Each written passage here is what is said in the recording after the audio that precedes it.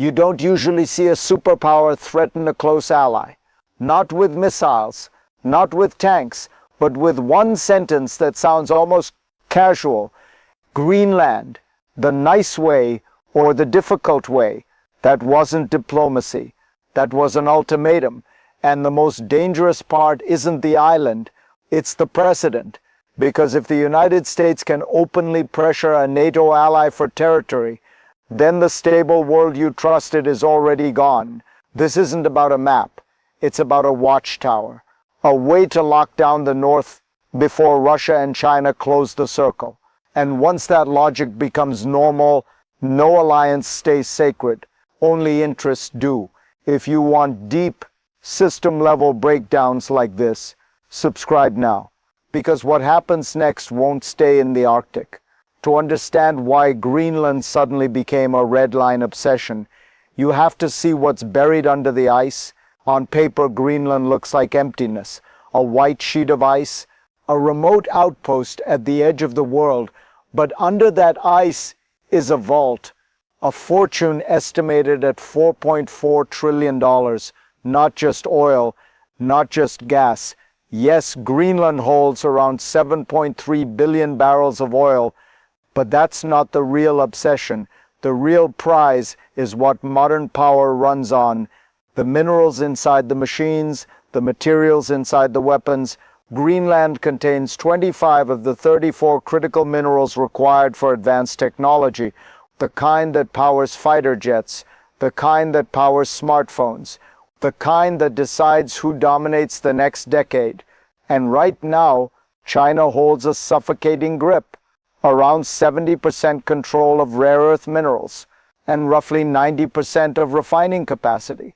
So when Washington looks at Greenland, it doesn't see ice. It sees an escape hatch, a way to shatter a monopoly, a way to manufacture power at home. Because in this century, the battlefield starts in the supply chain. But resources alone don't explain the urgency. There's a second reason Greenland terrifies Pentagon planners, and it sits in the ocean. If you want to understand why Greenland isn't optional, you have to stop thinking like a politician and start thinking like a naval commander. Because Greenland doesn't just hold wealth, it holds a lock on the most critical choke point in the Northern Hemisphere, the GIUK gap, the stretch of ocean between Greenland, Iceland, and the United Kingdom. And in military terms, it's a kill zone. It's the only exit for Russian nuclear submarines leaving the Kola Peninsula, the only corridor to reach the Atlantic, to threaten the U.S. East Coast without warning. And Russian activity here has reached Cold War highs. Submarines drilling, testing routes, breaching lines undetected. So if Washington owns Greenland, it can saturate these waters with sensors, track every movement, trap the Russian Northern Fleet inside the Arctic. But without Greenland, the watchtower goes blind, and the North Atlantic becomes permissive, a space where enemy combatants can disappear and reappear too close to Pentagon planners. This isn't theory, it's the difference between containment and vulnerability. But here's what makes this crisis truly abnormal. Washington isn't negotiating like an ally. It's moving like a godfather. Washington has abandoned diplomacy and replaced it with raw coercion. It started with a deliberate insult. A special envoy to Greenland. Not to Denmark, to Greenland. That wasn't administration, that was separation, a signal that Copenhagen no longer owns the chain of custody. And then came the tactic, apply unbearable pressure. Until the other side breaks, officials began threatening trade wars against European allies, not enemies, tariffs linked to territory, market access tied to land transfer. That's not negotiation. That's not negotiation. And the strategy went further, bypassing Denmark entirely, offering Greenland a compact of free association directly, economic aid, in exchange for military exclusivity, protection money dressed up as partnership. So the crisis isn't just about what Washington wants. It's about what it's willing to do to get it. Because once coercion works, it becomes a template. But the pressure campaign isn't random. It has a target. And it's not Denmark. For 2 decades, China has been playing a quiet Arctic game. Not with troops, with contracts. A polar Silk Road, a long infiltration. China even called itself a near-Arctic state, despite being 900 miles away. Because words create permission, and permission creates footholds.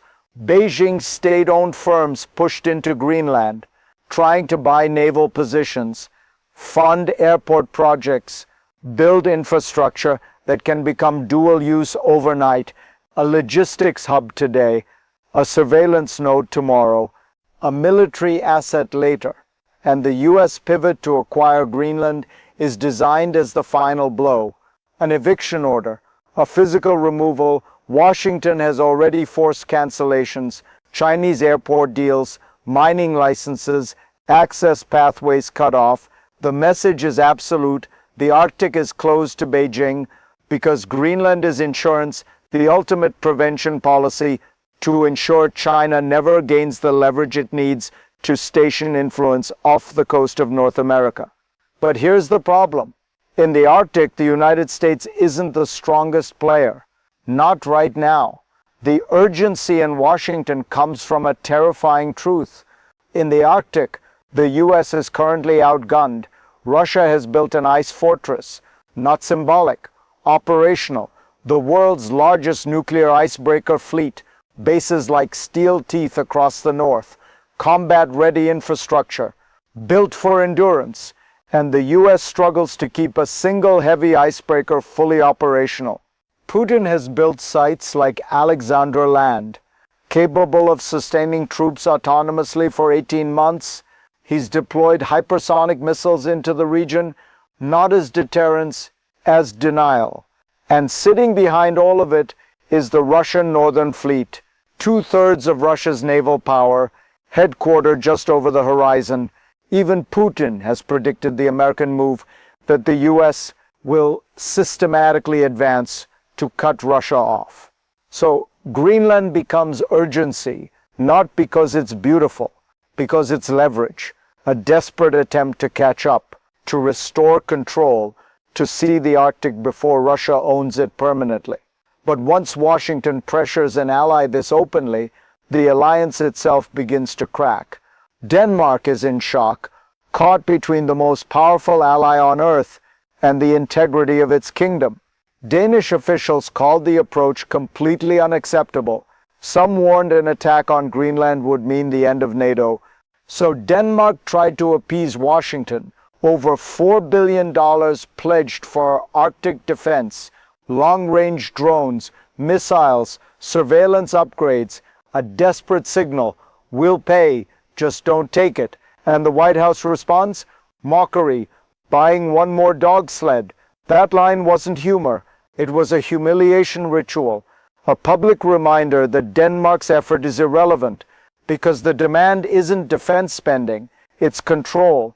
Denmark retaliated, excluding US forces from military exercises, a clear signal that trust has fractured. And if you're watching this right now, you should understand what that means. Because when trust collapses, alliances become paperwork, not protection. If you want system-level breakdowns like this, subscribe now, because once NATO starts cracking from the inside, nothing stays stable for long.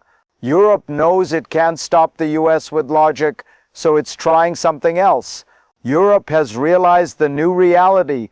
It can't win this with outrage, so it's trying to buy its way out.